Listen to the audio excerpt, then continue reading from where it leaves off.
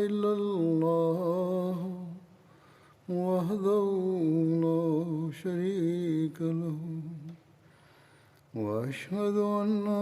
محمدا عبده ورسوله أما بعد فأعوذ بالله من الشيطان الرجيم بسم الله الرحمن الرحيم الحمد لله رب العالمين الرحمن الرحيم مالك يوم الدين إياك نعبد وإياك نستعين اهدنا الصراط المستقيم صراط الذين أنعمت عليهم غير المغضوب عليهم ولا الضالين.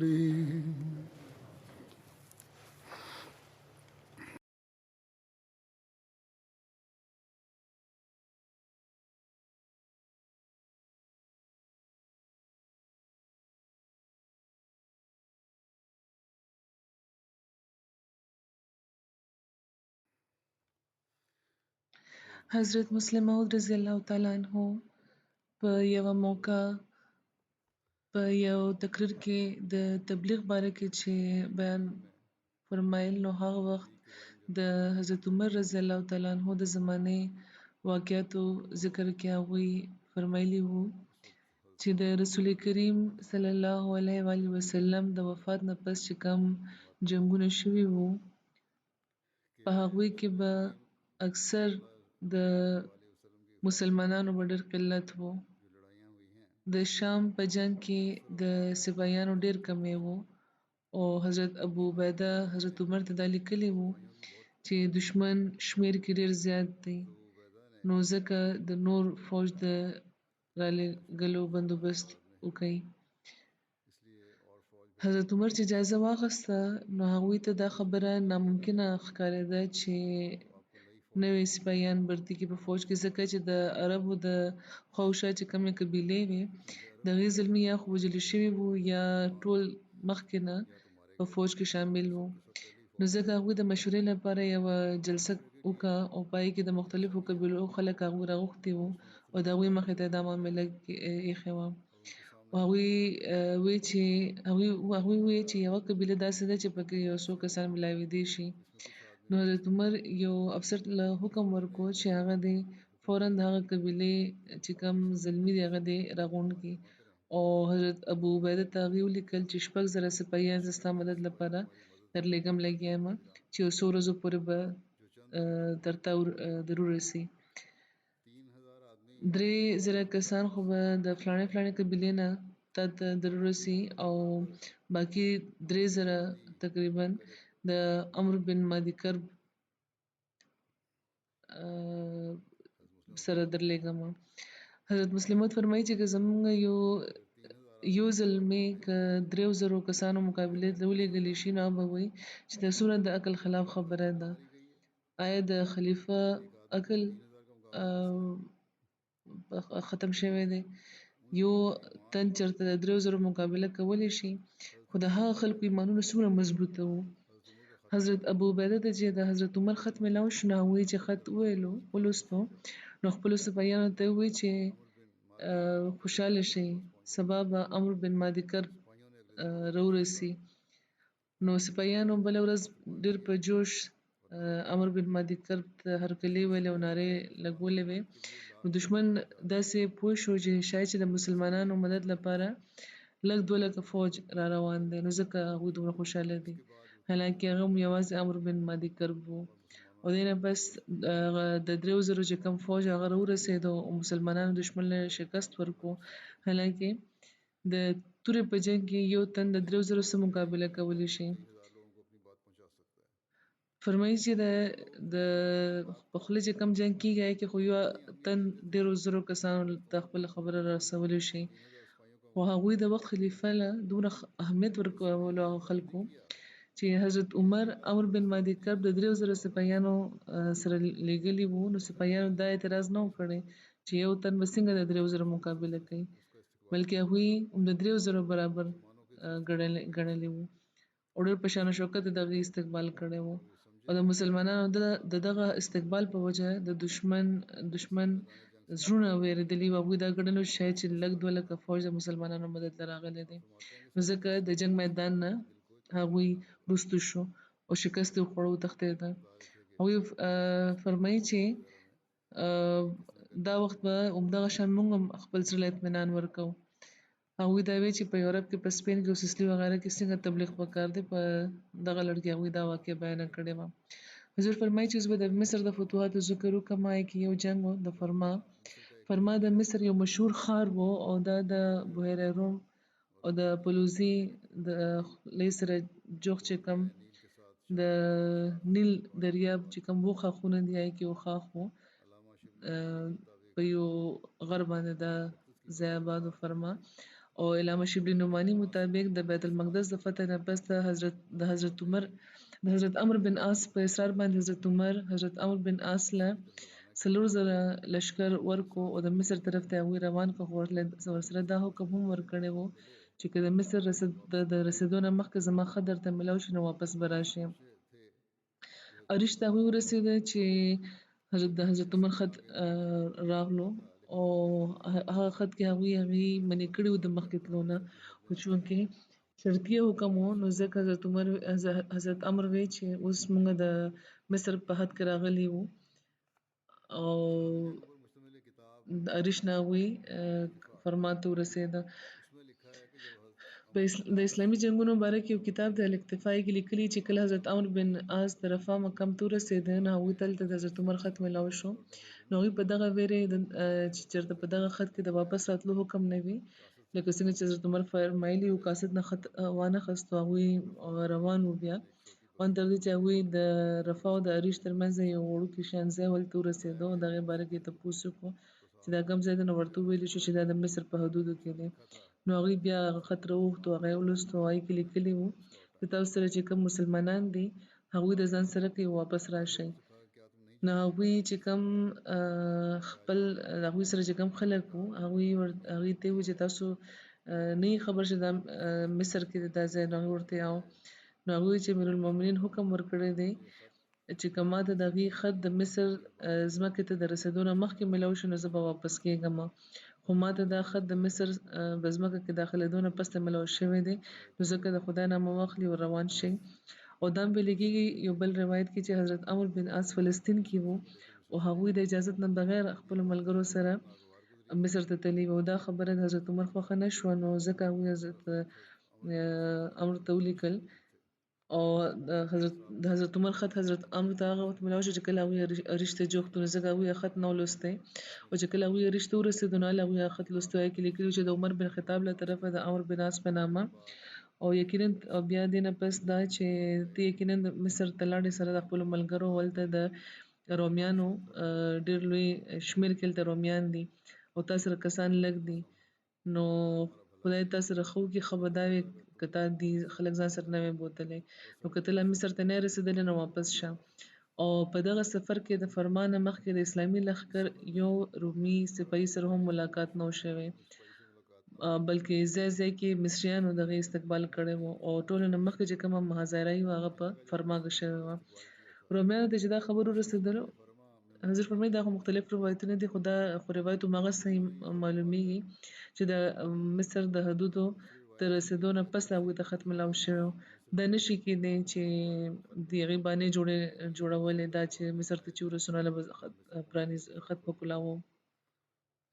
بهرحال چې کله هغوی مصر ته ورسېده ځکه چې بیا به هغوی مخکې تله، بیا د مؤمن قدم نه رستو کېږي.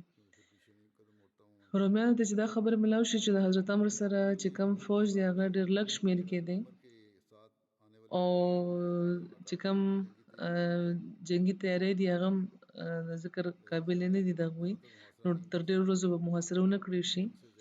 او موږ په شمېر کې هم هغوی نه زیات یو، د دې تیاری کولو لګیا یو، نو موږ به هغوی له شکست ورکړو. او رومیانو په دې خیال او په دغه خیال هغوی په ښار کې کلابند شو. بل طرف ته حضرت عمرو بن عاص هم د رومیانو د عسکري قوت نه خبر شوي وو چې هغوی د وسلې په لحاظ او د شمېر په لحاظ موږ نه څو چنده زیات دي. نو هغوی په فرمان باندې د قابض کېدو منصوبه جوړه کړه او دا چې ناڅاپي حمله به وکړي او د فصل چې کومې دروازې دي هغه به پرانیزي او بیا تر هغه وخته به په صبر محاصره جاري ساتل کېږي تر څو چې د ښار د خلکو خوراک ختم نشي او هغوی د ولږې نه ناکلاره نشي او بهر راونځي. نو ځکه محاصره وکړای شوه او د مسلمانانو د محاصره سختېده ورځ په ورځ سختېده او بل طرف ته رومیان هم په خپل ضد باندې ولاړ وو، وروسته کېده ترې نه. نو دغه شان تر څو میاشتو پورې دا محاصره جاري وه. کله به ځینې د رومي فوج خلک به بهر راغله او لږ څه جنګ به وکړو بیا به وروسته شو او په دغه وړو جنګونو کې هم مسلمانان به غالب وو او یو ورځ د رومي افواجو یوه ډله د هغه ځای نه راووته او د مسلمانانو مقابلې لپاره او په دغه مقابله کې هم مسلمانان غالب وو او رومیانو شکست وخوړو او د خپل علاقې طرف ته وتښتېده. نو مسلمانان ورپسې لاړه او په دغه منډه کې هغوی ډېرې د تیز قدمونو ثبوت ورکړو او ډېر یو څو کسانو چې هغوی د رومیانو د دروازو پورې رسېدو نه مخکې هلته ورسېدو د فصل دروازه هغوی پرانیسته او د فتح مبین لاره صفا کړه. بیا د بلبیس فتح ده دا څنګه شوې وه. د فرمانه پس حضرت عمرو بن عاص د بلبیس طرف ته لاړه او نو رومي فوج د هغوی لاره ونیوه. بلبیس دا د فسطاط نه تقریبا د 30 میله لرې د شام په لاره کې یو ښار دی. نو د هغوی لارې نیولې وه چې دې لپاره چې مسلمان بابلیون قلعې ته ونه رسي. بابلیون په قدیم لغت کې د مصر لپاره دا نامه استعماله شوې ده، په خاص ډول هغه ځای چې کوم ځای کې فسطاط آباد شوی و دته مخکې بابلیون ویل کېده. رومي فوج همدلته جنګ کول غوښتو خو حضرت عمرو بن عاص هغوی ته وویل چې تاسو دا وخت عادي مه کوئ تر څو چې موږ ستاسو مخې ته خپله خبره کېنېدو چې اسنه سبا ستاسو سره څه د عذر او د معذرت څخه خبره پاتې نه شي. بیا هغوی ته یې وویل چې تاسو خپل له طرفه ابو مریم ما له د سفیر په طور راولېږئ. نو هغه خلک د جنګ نه بیا ودرېده او هغه دواړه سفیران یې ولېږل. دا دواړه سفیران د بلبیس د خلکو راهبان وو او حضرت عمرو د هغې مخې ته د اسلام قبلولو یا د جزیې ورکولو تجویز وړاندې کړو او ورسره یې د مصر د خلکو باره کې د رسول کریم صلی الله علیه و وسلم دا فرمان یې وړاندې کړو چې تاسو به مصر فتح کوئ او هغه داسې ملک دی چې چېرته د قرت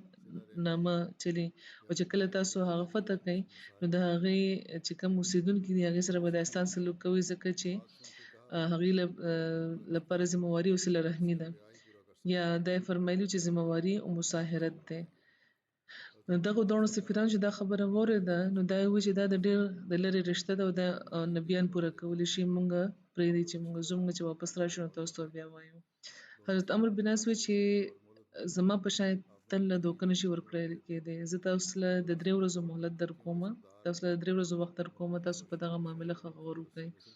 دواړو سفیرانو وویل چې د یو ورځې نور مهلت راکړئ. نو هغوی ورله بیا نور د یو ورځ مهلت ورکړو او دا دواړه سفیران واپس راغله او د قبطیانو چې کوم سردار و مقوقس او د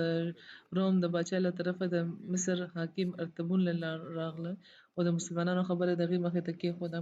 ارطبون دا خبره منلو نه انکار وکړو او د جنګ هغې په ښه اراده وکړه او په شپه کې هغوی په مسلمانانو باندې حمله وکړه. د ارطبون د لښکر شمېر 12,000 بیانېږي او د مسلمانانو لوی شمېر په دغه جنګ کې شهیدان شوي وو او د رومیانو 1,000 سپاهیان وژل شوي وو 3,000 ګرفتار شوي وو. ارطبون میدان نه تښتېدلی وو او ځینې دا وایي چې هغه هم په دغه جنګ کې وژل شوی وو. مسلمانانو هغه دغه د لښکر سره تر اسکندریه پورې شکست ورکړی و او مورخین په دغه خبره اتفاق لري چې مسلمان په بلبیس کې تر یوه میاشته پورې ایسار و او دغه دوران جنګ کېدو او اخر کې فایده مسلمانانو ته شوې وه خو په دغه امر کې اختلاف دی چې دا جنګ سخت و یا کم د دغه جنګي کشمکش ترمنځ یو واقع داسې شوې وه چې د مسلمانانو د دانشمندۍ او د اخلاقي برترۍ دلیل د دا واقع داسې دی چې کله بلبیس کې مسلمانانو له خدای پاک فتح ورکړه نو هغې کې د مقوقس چې کومه لور وه هغه هم ګرفتاره شوه چې نامه یې ارمانوسه وه او هغه په پلار ډېره ګرانه وه او پلار غوښته چې دا واده کړي د هرکل زوی ته خو هغه په دغه واده ته هغه تیاره نه وه رضا نه وه په دغه واده کې ځکه خپلې خدمتګزارې سره د سیل لپاره بلبیس ته راغلې وه او چې کله مسلمانانو هغه ګرفتاره کړ نو حضرت عمرو بن عاص ټول صحابه راغونډ کړه هغوی ته د خدای پاک دا فرمان واورولو چې هل جزاء الاحسان الا الاحسان چې آیا د احسان جزا د احسان نه بغیر بل څه کیدی شي او بیا دغه آیت په حواله هغوی ووی چې مقوقس زموږ نبی کریم صلی الله علیه وسلم له هدیه را لېږلې وه او زما رای دا ده چې دغه جینۍ او دې سره چې کومې نورې ښځې دي هغې خدمتګزارانې دي او چې کوم مال موږ ته میلاو شوی دی هغه د ټول هر څه موږ مقوقس له ولیږو نو ټولو د عمرو بن عاص دغه رای سمه وګرځوله او بیا عمرو بن عاص د مقوقس لور ارمانوسه سره د هغې ټولو کالو نورو چې کوم د هغې خدمتګزارې ښځې وې د هغې سره ټول نورې ښځې هغې سره ډېر په عزت او په احترام د هغې پلار له واپس ولېږله او چې هغې واپس کېده نو د هغې یوه خدمتګزاره وه هغې ارمانوسې ته وویل چې موږ له هر طرف نه د عربو په ګیرې کې یو نو ارمانوسه ورته وویل چې زه په د عربیانو په خیمه کې خپل ژوند او عزت محفوظه ګڼم خو د خپل د پلار په کلی کې زه خپل ژوند محفوظه نه ګڼم او بیا چې هغه کله خپل پلار ته ورسېده نو د هغې سره د مسلمانانو چې کوم سلوک و د هغې په لیدو هغه ډېر زیات خوشحاله شو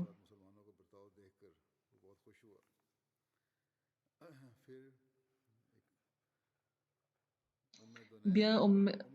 ام الدنین یو ځای دی د هغه ځای د فتح ذکر دی د بلبیس د فتح نه بسته د حضرت عمرو بن عاص د صحرا په سرحد باندې پیشقدمي وکړه او د ام الدنین چې کوم ځای دی د هغې ته جغتو رسېده دا د نیل دریاب باندې د تراجان خلیج چې کوم ځای نه شروع کېږي هلته دا دی او د سویس چې کوم خلیج د هغې سره جغت مصر د بحیره روم سره ملاوي چېرته چې نن سبا د قاهرې محله ازبکیه ده او په هغه زمانه کې د ام الدنین ځای و دا چې رومیانو قلعه‌بند کړی و دې سره جغت نیل دریاب ګودر او په او دلته به ډېرې کښتۍ هم ولاړې وې او دا د بابلون په قطب کې و دا ځای چې د مصر د ښار ټولو نه لویه کیله وه او په دغه لحاظ ام الدنین د مصریانو د دغه محبوب علاقې چې په تېرو زمانو کې د فرعونانو دارالحکومت هم پاتې شوی و دا د ټولو نه لومړی دفاعي څوکی ورته ویل کېدی شي او د مسلمانان چې ورغله ام الدنین ته جغت نو هغوی هلته ایسار شو او بیا د رومیانو بابلون قلعه ته خپل بهترین فوج رسولی و او د ام الدنین چې کومه قلعه وه هغه هم ښه مضبوطه کړه او د جنګ لپاره تیار شو د جاسوسانو د خبرونو نه حضرت عمرو بن عاص ته اندازه شوې وه چې د هغې فوج د بابلون د قلعه د فتح یا د هغې د محاصرې لپاره کافي نه دی نو هغوی د یو قاصد په لاس یو خط مدینې ته ولېږلو او په هغې کې خپل د مصر د سفر حالاتو د قلعو تفصیلاتو په حملې دپاره د کومک د ضرورت اظهار وکړو د بلخ هغوی په فوج کې دا اعلان هم وکړو چې امدادي فوجونه ډېر زر رارسېدونکي دي هغې نه پس هغې د ام الدنین طرف ته ورمخکې شو او محاصره وکړه په قلعه ته د فوجي ضرورتونو د کم خوراک د هغې د سامان رسېدل چې کوم هغه یې ودرولو بابلون په قلعه کې چې کوم رومیان وو هغوی د دې خوا ته د راتلو کوشش ونه کړو ځکه چې په بلبیس کې هغوی د ارتبون حشر کتلې وو. هغوی خبرو چې په کلاو میدان کې عربیانو سره جنګ کول د هغې د وس خبره نه ده. د دنین فوجونه البته کله کله به راوته او ناکامه جنګونو نه پس به واپس شو، وړو وړو جنګونو نه پس ته، او ډېرې هفتې همدغه شانې تېرې شو. په دې کې خبر ملو شو چې د بارګاه خلافت نه وړومبی امدادي فوج روان کړی شو او هغه به ژر راورسي. په دغه خبر د مسلمانانو همت او طاقت کې اضافه وشوه او حضرت عمر د اسلامي لښکر مدد لپاره 4,000 سپاهیان رالېږلي وو. حضرت عمر په هر 1,000 کسانو باندې یو امیر مقرر کړی وو او د دغه امیرانو نامې حضرت زبیر بن عوام، حضرت مقداد بن اسود، حضرت عباده بن ثابت، حضرت مسلمه بن مخلد وو او د یو قول مطابق حضرت مسلمه بن مخلد په ځای خارجه بن حذافه امیر وو. حضرت عمر دا کومک چې لېږلی و نو ورسره یې د حضرت عمرو بن عاص ته ختم لیکلی و چې اوس تاسو سره 12,000 مجاهدین دي او د تعداد د کمی په وجه به دا وي چې نه مغلوبېږي. رومي جنګیالي قبطیان د ځان سره کو د مسلمانانو مقابلې لپاره راوتي او په دواړو فوجونو کې ډېر سخت جنګ شوی و او حضرت عمرو بن عاص د حکمت پر ډېرې د فوجي حکمت عملۍ باندې خپل د فوج 3 برخو کې هغوی تقسیم کړی و. یوه برخه هغوی د جبل احمر سره جوخت یو ځای کې ایسار کړی و او دویمه برخه د دنین سره جوخت د نیل دریاب په یو غاړه باندې ایسار کړی و. د فوج چې کومه باقي برخه وه هغه یې د ځان سره کو د دښمن مقابلې لپاره ووتو او کوم وخت چې په دواړو فوجونو کې سخت جنګ کېدو لګیا و نو چې جبل احمر کې چې کوم پټ فوج و هغه د شاته نه راووتو، حمله یې وکړه او په دې باندې د فوجي نظام د دښمن درهم برهم شو، تالا والا شو او هغوی د دنین طرف ته وتښتېده. هلته د اسلامي فوج بله چې کومه دویمه برخه وه هغه تیاره وه، هغوی د هغې لاره ودروله او دغه شان رومي فوج د مسلمانانو د 3 فوجونو ترمنځ ګیره شوه او هغوی ته شکست وشو. بیا متفرق فتوحات باره کې ذکر دی. د دنین فتح نه پس ټوله مخکې د فیوم په علاقه حضرت عمرو بن عاص فتح ترلاسه کړې وه او د دغه علاقې چې کوم سردار هغه په دغه جنګ کې وژلی شوی و. بیا عین الشمس کې د مسلمانانو رومیانو سره مقابله شوې وه. دې نه مخکې 8,000 د مجاهدینو لښکر د کومک په طور باندې حضرت عمرو بن عاص سره ملاو شوی و چې کمان یې د حضرت زبیر بن عوام په لاس کې و او په هغې کې حضرت عباده بن ثابت، حضرت مقداد بن اسود او مسلمه بن مخلد وغیره هم وو. په دغه جنګ کې مسلمانانو فتح ترلاسه کړې وه. دې نه پس فیوم په پوره صوبه باندې مسلمانانو فتح ترلاسه کړې وه. د مسلمانانو د فوج یوه برخې د منوفي صوبې 2 ښارونه دي، عصري منوف، هغې باندې فتح هغوی ترلاسه کړې وه. او بیا د بابلون د قلعې چې کومه معرکه وه یا د فسطاط د فتح د هغې باره کې لیکلي شوي دي. حضرت عمرو بن عاص د دنین د فتح نه پس د بابلون قلعه طرف ته ورمخکې شو او د هغې زبردسته محاصره وکړه. اوس د دغې علاقې نامه فسطاط ده او د دې وجه تسمیه دا ده چې په عربۍ کې خیمې ته فسطاط ویل کېږي. حضرت عمرو بن عاص قلعه فتح کولو نه پس د دې ځای نه د تلو حکم ورکړو نو په اتفاق یو کوتره وه چې د حضرت عمر په خیمه کې هغې خپله جاله جوړه کړه او چې کله د هغې نظر په هغې باندې پرېوتو نو هغوی حکم ورکړو چې دا خیمه هم دلته پرېږدي چې وینې. او حضرت عمر چې اسکندریې نه واپس راتله نو په همدغه خیمې سره جوخت هغوی یو ښار آباد کړو، ځکه دا ښار د فسطاط په نامه مشهوره شو. په قلعه کې د محافظ دستې د شمېر اندازه د 5 نه تر 6,000 پورې لګولې کېده او هغوی سره ښه وسله هم وه. حضرت عمرو د بابلون قلعه محاصره شروع کړه او د اسکندریه نه پس دا ډېره لویه مضبوطه قلعه وه او د پخو خښتو نه جوړه وه او 4 واړه طرف ته د نیل دریاب د اوبو نه اوبه دې نه چاپېره وې او دا چونکې نیل دریاب ته جوخته وه او جهازونه او کښتۍ د قلعه دروازې ته راتلې لګېدې نو ځکه د سرکاري ضرورتونو لپاره دا ډېر ښه ځای و. په دغه مضبوطه قلعه باندې د حملې کولو لپاره عربو کوم ضروري آلات وو هغه یې نه لرل او دې لپاره تیار هم نه وو. نو حضرت عمرو مخکې خو د دې د محاصرې تیاری وکړي. مقوقس چې د مصر باچا و هغه د حضرت عمرو بن عاص نه مخکې قلعه ته رسېدلی و او د جنګ بندوبست هغه کولو. حضرت عمر په اس باندې حضرت زبیر په اس باندې سور شو او د خندق طرف ته سلورونه طرف ته چکرو لګولو او چرته چرته چې ضرورتونه ونه نو په مناسب تعداد سره د مناسب تعداد سره هغوی هلته سپایانو چې کوم سواره سپایانو هغه هلته مقرر کړ. دا محاصره مسلسل تر 7 میاشتو پورې جاري وه او د فتح او د شکست فیصله نه وه شوې. دغه دوران رومي افواج به کله د کلا نه بهر راغله او جنګ به کول او بیا به واپس لاړو. او دغه دوران مقوقس خپل سفیران د مصالحت او د دړکې ورکولو په غرض حضرت عمرو بن عاص ته هم رالېږل. خو حضرت عمرو بن عاص حضرت عباده بن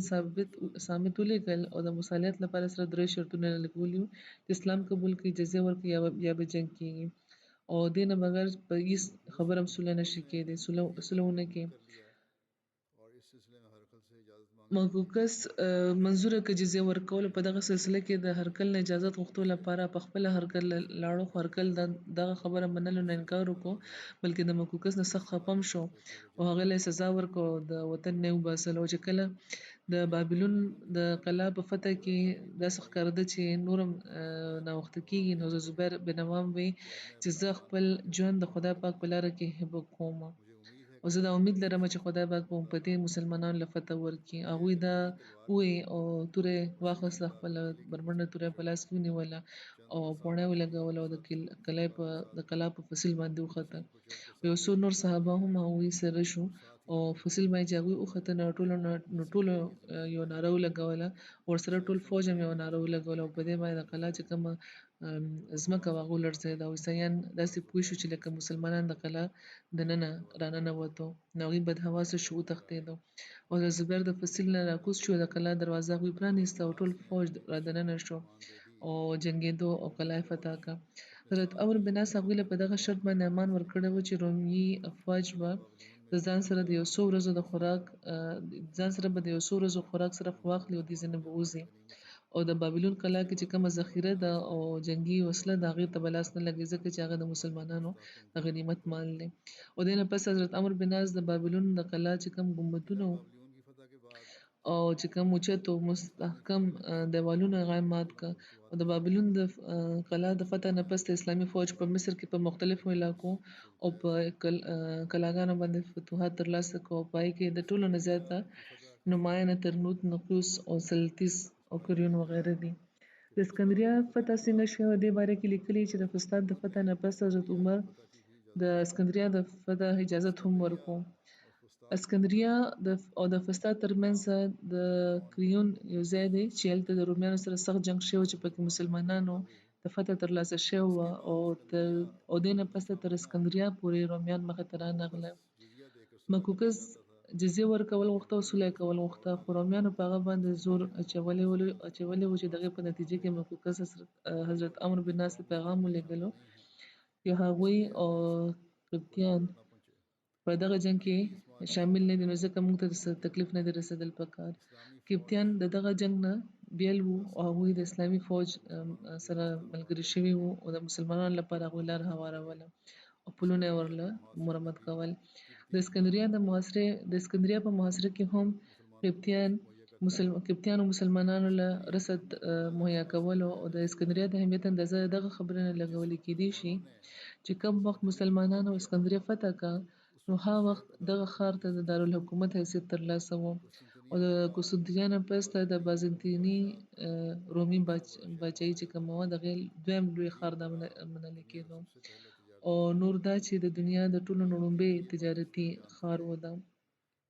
بازنطینیان په دغه خبره ښه پوهې وو چې که په دغه ښار باندې مسلمانانو غلبه وشوه نو دې به ډېر زیات خطرناک نتیجې د هغې لپاره راوځي. نو د دغه پریشانۍ په حال کې هرکل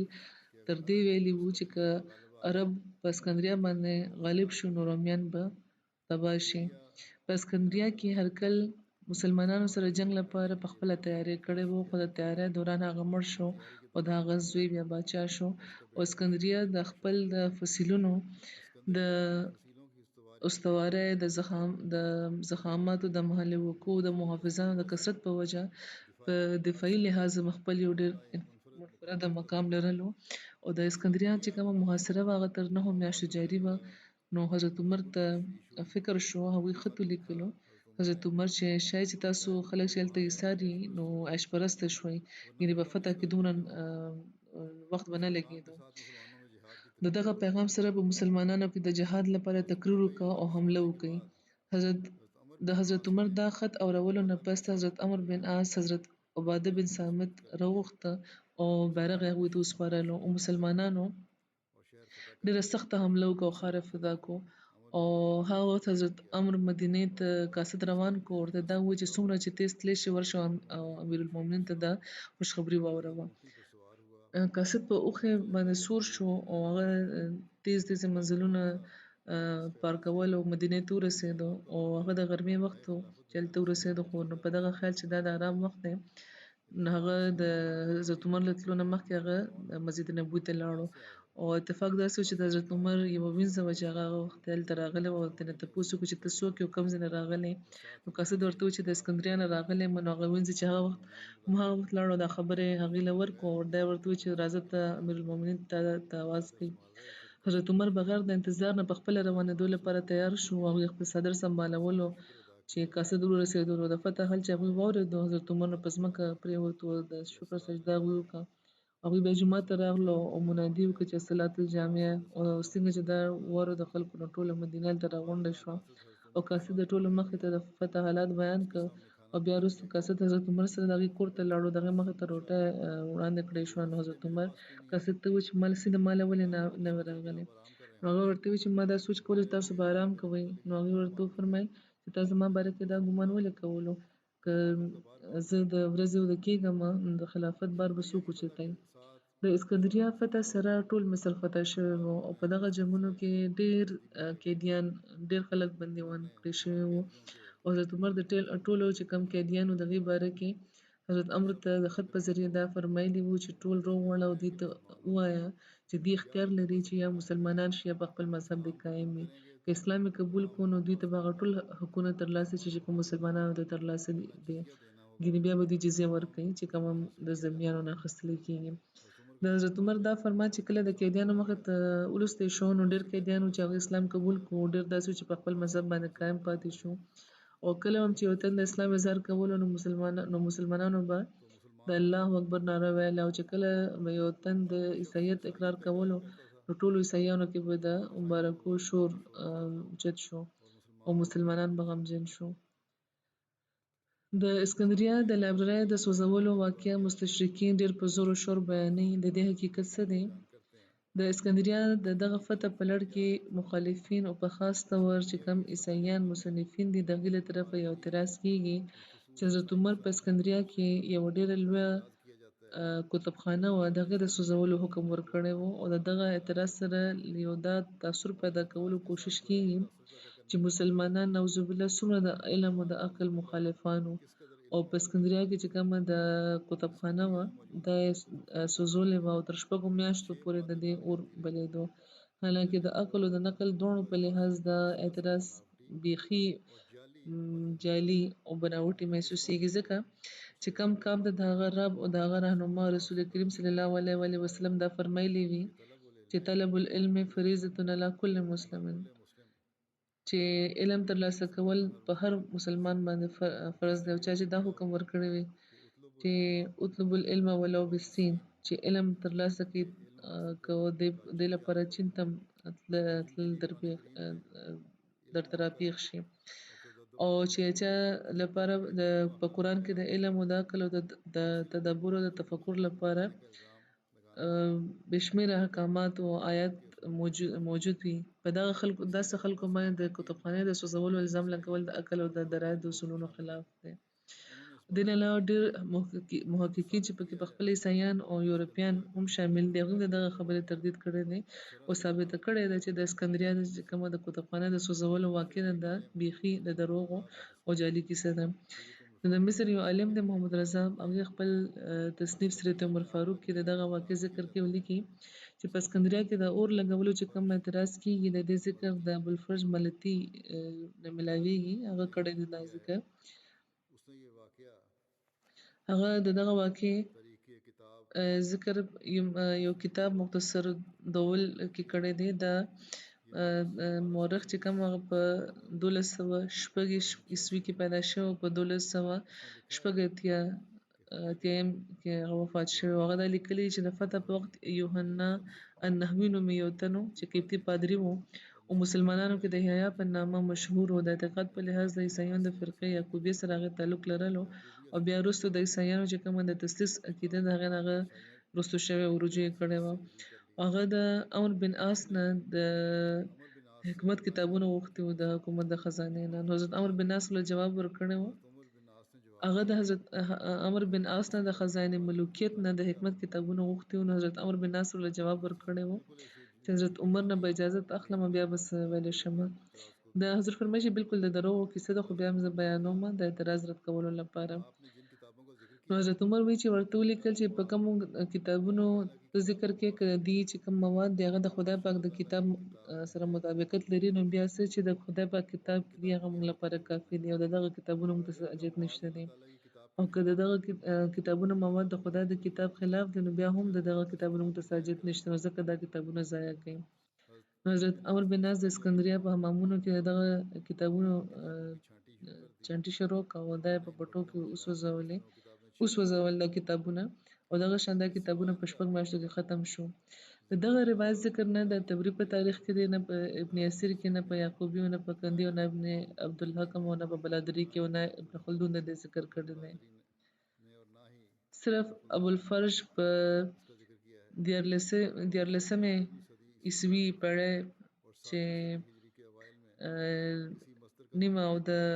9 پیړۍ د هجري پیړۍ په اوایلو کې د څه حوالې نه بغیر د دې ذکر کړی دی. او پروفیسر بټلر چې د یوحنا نحوي باره کې تحقیق کړی دی دا لیکلي چې هغه په 642 عیسوي کال کې چې پکې د لایبرري د اور لګولو ذکر دی ژوندی نه و. او دایره معارف برطانیه ذکر کړی چې یوحنا د 15مې صدۍ په اواخرو کې او د 6مې صدۍ په اوایلو کې ژوندی و. دا معلومه ده چې مصر د 9مې صدۍ په اوایلو کې فتح شوی و. په دغه بنیاد باندې پروفیسر بټلر سم ویلي دي چې هغه دغه وخت مړ و، یعنې چا ویلي چې دا تن ورکړی لګیا دی او په بې غلط رنګي خو هغه د واقع نه ډېر مخکې مړ و. او بیا ډاکټر حسن ابراهیم حسن پروفیسر اسماعیل په سند باندې خپل رسالې تاریخ عمرو بن عاص کې دا لیکلي دي چې هغه وخت د اسکندریه دارالکتب یعنې لایبرري چې کومه وه هغه موجوده نه وه، ځکه چې د دې د 2 برخو کې یوه لویه برخه د جولیس سیزر چې کوم لښکرونه وو هغه د بغیر د څه مقصد نه او بغیر د څه وجې نه د 40 قبل مسیح کال کې هغه یوه برخه هغوی سوځولې وه او د دې چې کوم دویمه برخه وه هم دغه شان په مذکوره زمانه کې معدومه شوې وه. او دا واقعه د تیوفل پادري دا واقعه د تیوفل پادري په حکم باندې په څلورمې صدۍ کې شوې وه. او پروفیسر بټلر لیکي چې د ابوالفرج چې کومه دا کیسه ده دا د هیڅ تاریخي بنیاد نه لري، اوس خپو سر نه لري او مځکه خیزه ده. که کتابونه سوځول د دې مقصد و نو لږ څه موده کې یو ځای سوځولی کېدی شو، که دا په 6 میاشتو کې سوځولی شوي دي نو په دې کې ډېر پټېدی هم شو. او د عربو باره کې دا ډېر معروفه نه دي چې هغوی څیز تلف کړي وي. ګیبل لیکلي چې اسلامي تعلیمات چې کوم دي هغه دغه روایت مخالفت کوي، ځکه چې د هغې تعلیمات خو دا دي چې جنګ کې د یهودیانو او د عیسایانو چې کوم کتابونه میلاو شي د هغې سوځول جایز نه دي. او تر څو چې د علم د فلسفې او د شعر او د دین نه علاوه د نورو علومو د کتابونو تعلق دی نو اسلام دې نه استفاده جایزه ګرځولې ده. او مسلمانانو مفتوحه علاقو کې د ګرجو او د هغې سره چې کوم متعلقه څیزونه وو د هغې ته نقصان رسولو نه بلکې ذمیانو ته هم خپل د دین ازادي ورکړې وه. نو آیا بیا عقل دا تسلیموي چې امیرالمؤمنین به د اسکندریه د کومه کتابخانې د هغې د سوځولو حکم ورکوي؟ حضرت المسیح اول هم په خپل کتاب تصدیق ابراهیم احمدي کې دغه اعتراض ذکر کړی دی او جواب یې ورکړی دی. هغوی فرمایي چې فیلونس حکیم او فاضل اجل پارس باندې امر چې د فوج سپهسالارو د امیرالمؤمنین حضرت عمر نه دغه کتابخانې باره کې تپوس وکړو نو خلیفه ولیکل چې بالفور دې وسوځولی شي او تر 6 میاشتو پورې هغه حمام حمامونه ګرمېده، یعنې خلک دا وایي. نو هغوی وایي چې دا اعتراض خو صرف د پادریانو د کاسالیسۍ نتیجه ده، حقیقت په دې کې هېڅ نشته. ګینې لوستونکي د غور وکړي، حضرت خلیفة المسیح اول فرمایي چې که دا د خبره د اسلام په عاداتو کې وي، نو د اسلام خلکو به د حضرت عمر په زمانه کې د یهودیانو او د عیسایانو چې کوم کتابونه وو هغه به هم سوځولي وي، ځکه چې دا دواړه مذهبونه چې دا پاک خپل کتابونه لري، هغوی د اسلام د ټولو نه لومړي مخاطبان وو، او بیا په مجوسیانو باندې اسلام پوره تسلط شوی وو. خو یو تاریخ هم دا نه ښیي چې اسلام چېرته د هغوی کتابونه سوځولي وو. او که دا کار د اسلام یا د اسلام د خلفاو عادت وي، نو د دې د ارتکاب اسباب به همیشه په اسلام کې موجود وي، او یو څیز هم مانع نه وو په اسلام کې د دې باره کې. او بل حضرت خلیفة المسیح اول دا هم فرمایي چې که مذهبي کتابونه سوځول د اسلامي باچایانو او د اسلام د عوامو کار وي، نو چې کومه د یوناني فلسفې او د یوناني طب او د یوناني علومو ترجمې په عربۍ ژبه کې به بیا ګرانې وي. او درېمه دا چې که دغه داسې کتابونو سوځولو طریقه مسلمانانو خپلولې، نو بیا ضروري وه چې د براهین احمدیه چې کوم مکذب دی، یعنې څوک چې تکذیب کوي لګیا دی، د هغې په جواب کې هغوی لیکلي ده. د براهین احمدیه د مکذب په جواب کې حضرت خلیفة المسیح اول دا کتاب لیکلو. نو هغوی وایي چې هغې به خپل د ملک نه څه مثال وړاندې کړی وي، هغې ته به ضرورت نه پېښېدی د دریاب نه بله غاړه اسکندریه ته د تلو. په هندوستان کې کوم کتابونه سوځولي شوي وو. څلورم دا چې تر 700 نه زیات کالو پورې اسلام په هندوستان باندې باچایي کړې ده، او په دغه موده کې بھگوت، راماین، گیتا، مهابھارت او دغه په شان لنګ پران او مارکنډي دا مشهور کتابونه دي.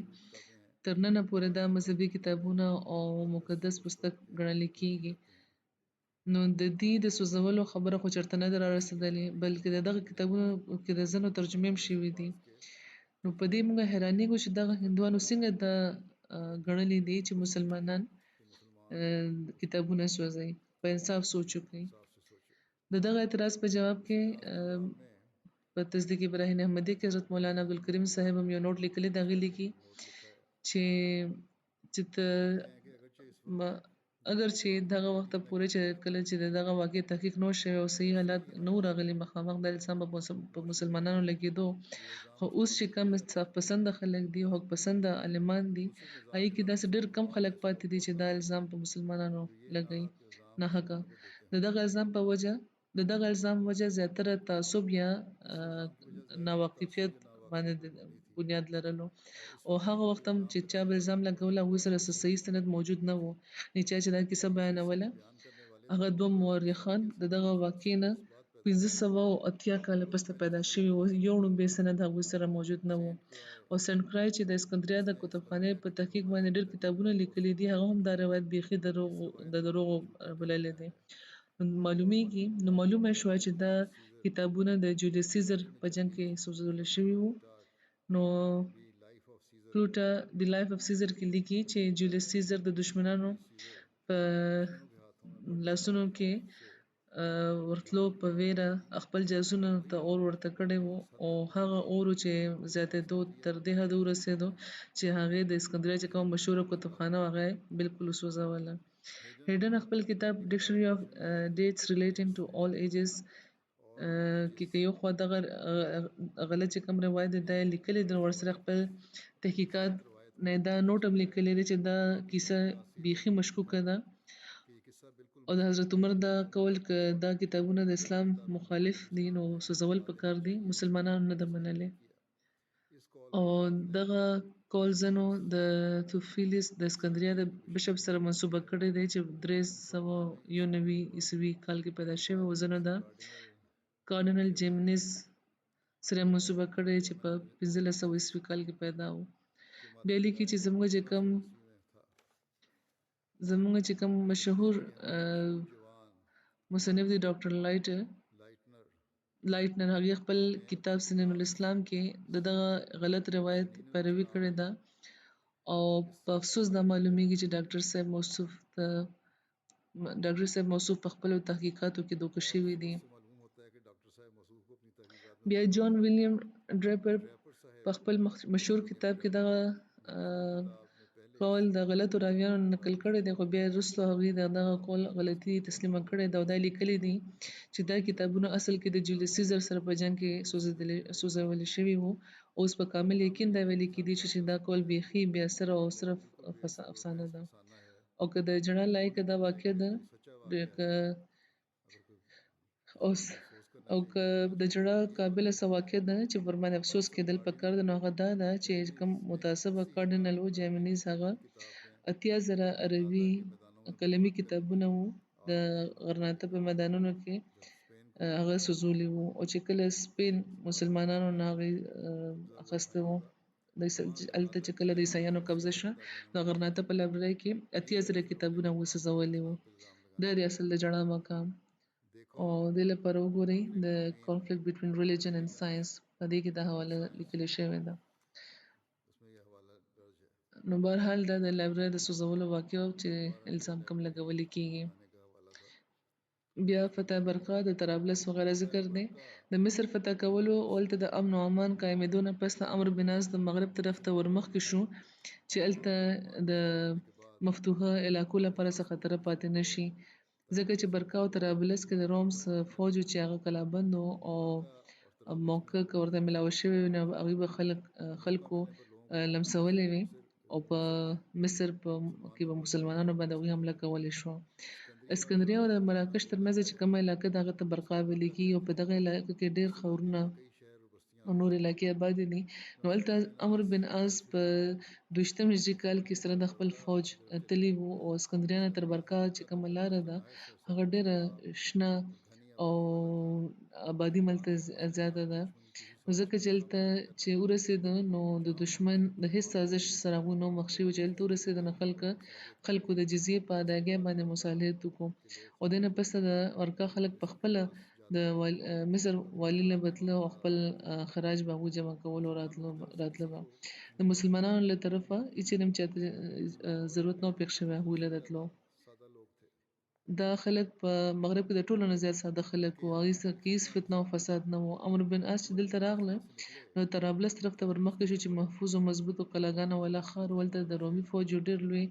شمېر مقیم و. هغوی چې د مسلمانانو د راتګ خبر واورېد نو په د خپلو قلعهګانو دروازې هغوی بندې کړې او مجبوراً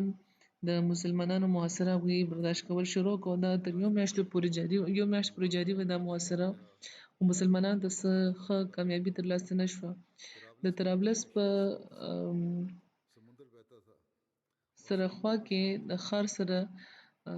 سیند و او سیند او د ښار ترمنځ یو فاصله نه و. مسلمانانو یوې ډلې ته چې دا راز معلومه شو چې نو د خوا له طرفه د سیند له طرفه هغوی ښار کې ورداخل شو، هغوی په ډېر په زوره هغوی د تکبیر ناره وویله او د فوج مخې ته د خپلو کښتو کې د پناه اخیستو نه علاوه بله څه لاره بیا نه وه، او څنګه چې هغوی وروستو شو نو عمرو بن عاص ورباندې حمله وکړه او اکثره یې کې وژلي شو، سوای د هغو خلکو نه چې په کښتو کې هغوی تښتېدلي وو. او په ښار کې چې کوم موجود سامان او جایداد هغو مسلمانانو د غنیمت د مال په طور واخیستو او د طرابلس نه پس د عمرو بن عاص خپل فوج جوخت خوا او شا علاقو کې خور کړو او د هغوی اراده دا وه چې د مغرب چې کوم فتوحات هغه به مکمل کړي، بیا د تونس او د افریقې طرف ته به ورشي. او په دغه سلسله کې هغوی حضرت عمر ته خط هم ولیکلو او چې کله حضرت عمر اسلامي لښکر په نوي محاذ ته په لېږلو کې هغوی تذبذب لرلو په خاص داسې حال کې چې کله شام نه طرابلس طرف ته په تیزای چې کوم د فتوحاتو په سبب د مفتوحه علاقو له طرف هغوی لا مطمئن هم نه وو، نو ځکه هغوی د اسلامي لښکر ته حکم ورکړو چې په طرابلس کې د ایثار وي. او حضرت عمر په دور کې د اسلامي سلطنت دایره تر لرو علاقو خوره شوې وه. اسلامي سلطنت کې په نورخاته طرف ته دریای جیهون د دریای سند نه واخله په مغرب کې د افریقې د ساراګانو تر حده پورې په شمال کې د ایشیا کوچک د غرونو او ارمینیا نه واخله په جنوب کې د بحرالکاهل او تر نوبې پورې یو عالمي ملک په شکل کې د دنیا په نقشې باندې نموداره شوی و.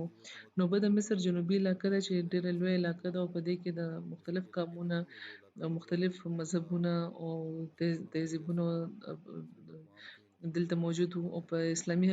اسلامي حکومت د مصر په علاقې کې دا پوره چې کومه علاقه وه دلته مختلف قومونه او تهذیبونه او تمدنونه او ټولو د اسلام د عدل او د رحمت په سوري کې د امن او د سکون ژوند تیر کړی و او دین اسلام چې خپل هغه دین اسلام چې خپل عقایدو عبادتونو او د تهذیب او تمدن چې کوم مخالفین دي د زرګاو مخالفتونو نه باوجود هغې په دغه دنیا کې د دې مکمل حقوق پوره کړي دي او د هغوی د ژوند پوره احترام کړی دی. د جنګونو دوران د مسلمانانو د عبادتونو رنګ به څنګه و د دې ذکر کې حضرت مسلم موعود رضی الله تعالی عنه فرمایي چې دنیا کې هر څیز قدم په قدم ترقي کوي لوی کارونه یکدم نه کیږي بلکې ورو ورو کیږي. رسول کریم صلی الله علیه و آله وسلم په زمانه کې ټولو مسلمانانو به تهجد نه کول ورو د دوی په د عادت جوړېدو. بیا هغه وخت راغی چې حضرت عمر په زمانه کې د جنګ په ورځو کې چې دا ثابته ده چې رسول کریم صلی الله علیه و آله وسلم هم ځینې وخت پرېښودو مسلمانانو به تهجد کولو.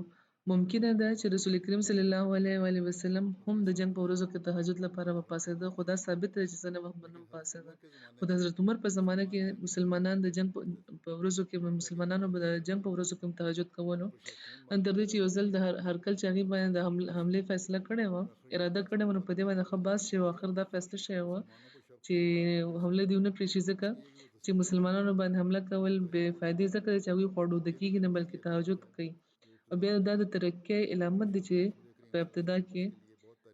نه و په سر کې رسول کریم صلی الله علیه و آله وسلم ته دې لپاره د ډېر د تحریک او د تحریض ضرورت پېښ شوی و او بیا ورو چې کوم کمزوري وو هغوی هم د دې عادي شو. د خلفای راشدین په دور کې چې کوم جنګونه وو د هغې ذکر کې حضرت مسلم موعود فرمایي چې اسلام صرف د مقابلې حکم نه دی ورکړی بلکې د ځینې مصلحتونو د لاندې د ظلم د زغملو هدایت هم ورکړی دی. نو که یو طرف ته خدای پاک دا اجازت ورکړی دی چې که څوک ته د یو پړک درکړي نو هغه له هم پړک ورکوه خو بل خوا دا هم ویلي دي چې که ته مقابله کول د مصلحت خلاف وګڼې نو بیا چوپ پاتې شه او د پړک جواب په پړک کې مه ورکوه. نو دا دلیل چې په عام طور په دې ځینو کې وړاندې کیږي نو دې نه د حضرت ابوبکر حضرت عمر او حضرت عثمان باندې د دشمن د الزام دفاع وشي خو دا معلومیږي چې حضرت ابوبکر ظلم نه و کړی بلکې قیصر ظلم کړی و حضرت عمر ظلم نه و کړی بلکې کسرا ظلم کړی و حضرت عثمان ظلم نه و کړی بلکې د افغانستان او د بخارا په سرحدونو باندې چې اوسېدونکي کمې قبیلې وې او کردان وو هغوی ظلم کړی و خو د دې دغه امر دلیل نه میلاویږي چې حضرت عمر هغوی معاف ولې نه کړ حضرت عمر هغوی معاف ولې نه کړ حضرت عثمان هغوی معاف ولې نه کړ چې کله هغوی مقابلې لپاره وتې وو نو کسر ته دا ویلي شو چې ستاسو سپایانو نه ستاسو افواج نه فلانی غلطي شوې ده او که د هغې باره کې ستا حکومت موږ نه معافي وغواړي نو موږ به تا معاف کړو او که معافي ونه غوښته نو موږ به جنګ کوو. هغوی د قیصر مخې ته دا خبره وړاندې نه کړه چې ستا یا ستا د فوج د یوې برخې نه په فلانی موقع ظلم شوی دی او ځکه چې زموږ تعلیم هم دا دی چې دشمن معاف کوئ نو ځکه که تاسو معافي وغواړئ نو موږ ستاسو معاف کولو له تیار یو بلکې چې هغې ظلم وکړو نو فوراً دغه مقابلې لپاره ووته مسلمانان د جنګ لپاره او بیا دا مقابله جاري وساتله او چې کله د کسرا سپاهیانو د عراق په سرحد باندې حمله وکړه نو په سیاسي تور دې نه پسته د صحابه او د کسرا ترمنځ جنګ بالکل جایز شوی و خو په اخلاقي طور باندې حضرت عمر کسرا ته دا هم ویلی شو چې شاید تا مخکې د دغه حملې حکم نه ورکړی بلکې سپاهیانو په خپله حمله وکړه ځکه موږ د هغې حمله نظر اندازه کولو ته تیار یو په دې شرط چې ته موږ نه معافي وغواړې او په دغه خبره باندې د شرمندګۍ اظهار وکړې خو داسې هغوی نه و کړی. همدغه شان حضرت عثمان په خپله زمانه کې دښمن ته دا نه ویلي چې تاسو ظلم خو کړی دی خو چونکې ستاسو مذهب د ظلم چونکې موږ له زموږ مذهب د ظلم د معافۍ تعلیم راکوي نو ځکه موږ تا معاف کوو بلکې فوراً هغوی د دغه ظلم مقابلې لپاره ودرېدلي وو لښکرونه یې لېږلي وو جنګ یې کړی بیا د جنګ جاري ساتلی وو. اخر د دې وجه څه ده مسلم موعود فرمایي چې که موږ غور وکړو نو موږ ته معلومېدی شي چې د دې وجه سوای د دې نه بله یوم نه وه چې حضرت ابوبکر خبر و چې که بیروني خطره کمه شوه نو اندروني فسادات به شروع شي هغوی په دې پوهېدل چې قیصر حمله نه ده کړې بلکې خدای پاک حمله کړې ده چې مسلمانان د دغه مصیبت د په وجه د خپل اصلاح طرف ته توجه کړي او خپل دننه نوی ژوند او نوی تغیر پیدا کړي. حضرت عمر خبرو چې کسرا حمله نه ده کړې بلکې خدای حمله کړې ده چې مسلمانان غافلان او ناراست نشي په ځمکه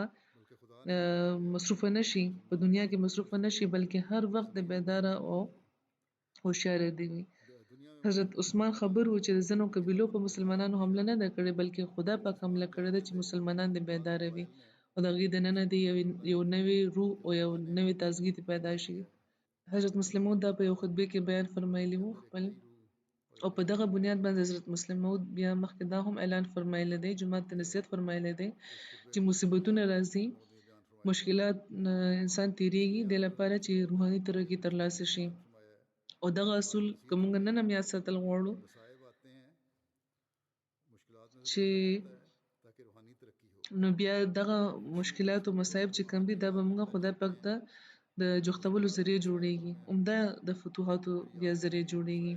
او که موږ په دغه خبرو کې صرف د ویرې د لاسه رستو پاتې شو او د خپل د اصلاح طرف ته توجه نه کوو نو بیا ترقي نشي کېدی او چې ترقیات ملاو شي او مصیبتونه ختم شي نو الله هم بیا زموږ خدای پاک سره تعلق پکار دی چې وي خو په دغه ورځو کې په خاص تور د خدای پاک طرف ته زیاته توجه پکار ده او موږ ته د خپل د روحاني ترقی او د روحاني بهترۍ طرف ته پام ورکول پکار دی او حضرت مسلمو د لیکلي دي حضرت مسلمو د لیکلي چې موږ په دغه خبره پوه نه شو او سم همدا یو خبر د پوهېدو ولا نه کوم په دغه خبره پوه نه شو نو بیا موږ په هیڅ نه یو پوه حضور فرمایي چې دا خبره ده د پوهېدو لپاره الحمد لله نحمده ونستعينه ونستغفره ونؤمن به ونتوكل عليه ونعوذ بالله من شرور أنفسنا ومن سيئات أعمالنا من يهده الله فلا مضل له ومن يضلل فلا هادي له ونشهد أن لا إله إلا الله ونشهد أن محمدا عبده ورسوله عباد الله رحمكم الله إن الله يأمر بالعدل والإحسان وإيتاء ذي القربى وينهى عن الفحشاء والمنكر والبغي يعظكم لعلكم تذكرون اذكروا الله يذكركم وادعوه يستجب لكم ولذكر الله أكبر